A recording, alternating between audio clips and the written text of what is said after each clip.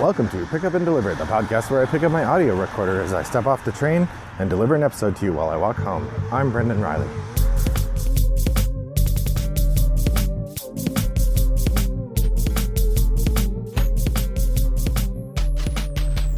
Well, good afternoon, listeners. It is a rainy day here in suburban Chicago. I've got an umbrella up, so you might hear an extra patter of background noise as I'm walking.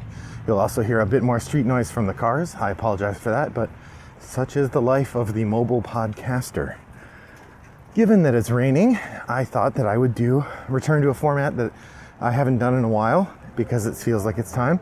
And there's someone practicing a brass instrument in the church I'm walking by. I thought I would return to a format I haven't done for a while, with the opportunity to take advantage of the fact that it's raining while I'm walking, and that's to do a board game sommelier episode.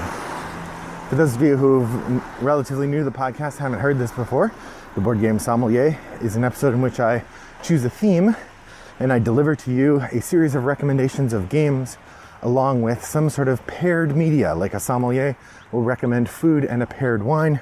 I'll recommend a piece of media and a game pairing that will go with it to give you a sort of schedule for an evening or just a couple things that would go well together. So that's my plan. And because it's raining, I thought I would focus on water or rain as the elements that I'm exploring today. So I've got 5 different games for you to consider, along with the appropriate pairing to go with them. So to start off, I thought that I would suggest a classic Alfred Hitchcock film and a game to go with it, and that is Lifeboat. Lifeboat is an Alfred Hitchcock film about people stuck on a lifeboat, and the game that I want to recommend is also called Lifeboat. Kind of a no-brainer that you would pick the two together.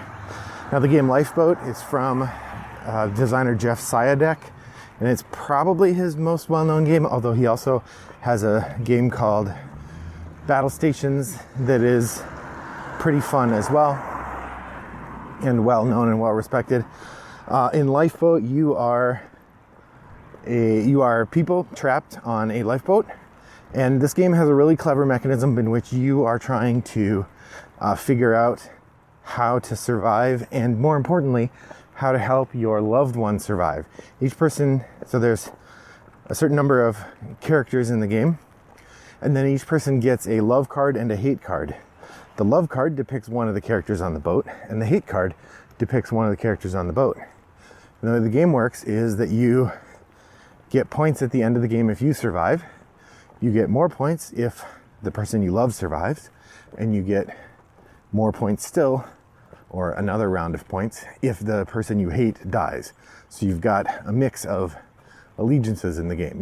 You also can draw your own card, in which case the person you hate, you're suicidal if you draw your own, or the person that you love is yourself, you're narcissistic. So maybe, it's been a while since I played it, maybe you get the extra point, maybe you don't get a point for surviving yourself. You only get points for your loved one and your hate one, which makes sense. So that seems like a pretty obvious pairing, and has to do with water, of course, because it takes place on an ocean. You're stuck out on the ocean, and drinking water is a crucial part of the story of the game. You have to marshal your drinking water, take care of it, to make sure that you have enough so that when time comes, you can have something to drink. So that's our first pairing, Lifeboat, with the film Lifeboat. Well, the second pairing I want to talk about today is National Treasure 2. In National Treasure, Nicolas Cage discovers that the back of the Declaration of Independence hid a secret map to the Freemasons' treasure. In National Treasure 2, we're back this time trying to find a different treasure that was hidden inside Mount Rushmore for some reason. The denouement of the movie involves a massive flood of water being released and all sorts of water-based shenanigans, which is why it's a combination of water-based shenanigans and treasure hunting. And so it seems like a perfect companion game to play alongside a viewing of National Treasure 2 would be Forbidden Island. In Forbidden Island, you are a group of explorers on a magical island, and you're trying to find the hidden treasures that are stashed there. of course, the island itself does not like you and wants you to go away, and so the island starts flooding. Now you can hold off the flooding with actions, but there is a sense of inevitability to it where things will slowly start flooding away. And your goal is to find the treasures and get off the island before it floods, or before you get stuck there. Because you could lose well before it floods if, say, for instance, you manage to lose the helicopter pad where your escape helicopter is parked. Doesn't matter if the rest of the island isn't flooded. If you lose the helicopter pad, you're done. So Forbidden Island is a nice family weight cooperative game. If you like Pandemic, but your friends are not experienced enough gamers to play it, or you have children who aren't sophisticated enough to play Pandemic yet, Forbidden Island gives you a taste of that same activity with a slightly easier learning curve. Excellent family game. That's Forbidden Island from designer Matt Leacock, and goes well with National Treasure 2. Next up, I'm going to offer a game that is a bit of a mixed bag in terms of the movie that it's paired with.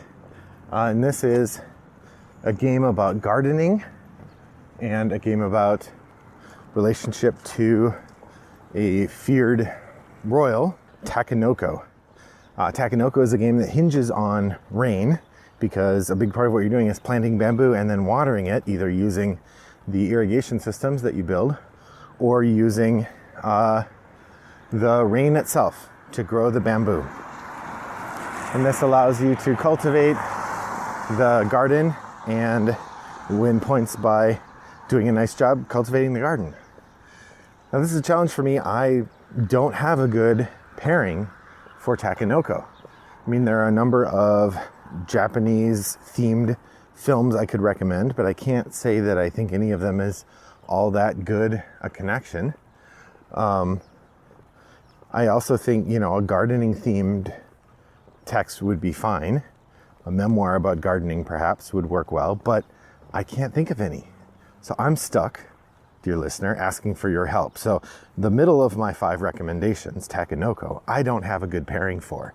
So one sommelier calling for the next, I need a good pairing to go with Takanoko. Let me know in the Board Game Geek Guild. I want to know what you think. Next up, we're going to play Through the Desert, and we're going to watch Lawrence of Arabia. Lawrence of Arabia is, of course, a classic colonialist film that takes place in a beautiful desert and shows off the Sahara Desert better than pretty much anything else. And Through the Desert is not at all related thematically, but ties to water, because the whole point of Through the Desert is to arrange these groups of caravans and have them connect up at the different oases. So the oasis becomes a center point that makes the whole rest of the game work. It is mean and cutthroat, perhaps that part connects to the colonialism, but generally the relationship there is pretty thin, except they're both about the desert. You watch those movies and you feel dusty, and you wish you had some water. So Through the Desert is water there. Finally, the last game I'm going to offer up here is Anachrony. Anachrony is, of course, a post-apocalyptic film in which the world is falling apart and the different groups of humans are trying to escape to different paradises. And I'm going to offer here Blade Runner. Now, Blade Runner doesn't at first feel like that's what the movie is about, but at its core, there is this question of life being degraded on the planet and what kind of respect do you have for life? And that's at the heart of Anachrony. Anachrony, one of the big things you're doing is water, and you're trying to build up these colonies that will allow humankind to progress forward using the pattern of life that you believe in. And of course, it's all pretty grimy and corrupt and desperate, which I think is a good way to describe what's going on in Blade Runner as well. So not a perfect match, but I think an interesting one. Blade Runner and Anachrony. I guess as a side note, you could also use Mad Max Fury Road, which feels like, it's a post-apocalyptic deserty place where water is a currency. But Anachrony doesn't really fit that either. There are other games that I think would be a better fit for that film. I had 2 games that are on my shelf that I thought about here, but I did not want to include. That's Underwater Cities and Agizia Shifting Sands. Underwater Cities doesn't really feel like it's about water, even though it's called Underwater Cities. And Agizia Shifting Sands, I don't enjoy. there is definitely water at the core of that game. There are 3 more games that I thought about, but I haven't played. But they're in the board game zeitgeist, so I know of them. And that's Barrage, which is a game about managing hydroelectric plants. So you could tie that with, say, Chinatown. There's Lowlands, which is about farming and building up dams to keep the ocean from flooding the Netherlands. I don't know what I would have us watch for that. And then Spirits of the Rice Paddy, which is also about farming, but also water management, because you have to control when the rice paddies are flooded so that the rice can grow. All 3 of those games are definitely about water or rain, but I already had picked my 5, with the exception of Takanoko. I don't know what is a good match for Takanoko. I feel like there are movies about gardening and or Japan or Japanese gardening, or maybe panda bears, movies about taking care of pandas. I want you listeners to let me know over in the Board Game Geek forums. You can go to boardgamegeek.com/guild/3269 or follow the link from our show notes to join the conversation. You can email me your suggestion by emailing directly to brendan@rattleboxgames.com, or you could join me on one of the asynchronous board game venues. Perhaps a game of Takanoko would be appropriate for us to join. We've got a thread in the Board Game Geek forum in our guild about different asynchronous games, so we'll use that to call for games. If you want to join, head over there, subscribe to that guild so you see when the call goes out. Well, that is the end of my time for the day and the end of my list, so hopefully you found something interesting there to take a gander at. I appreciate your joining me today, and I hope that your next walk is as pleasant as mine was. Bye-bye.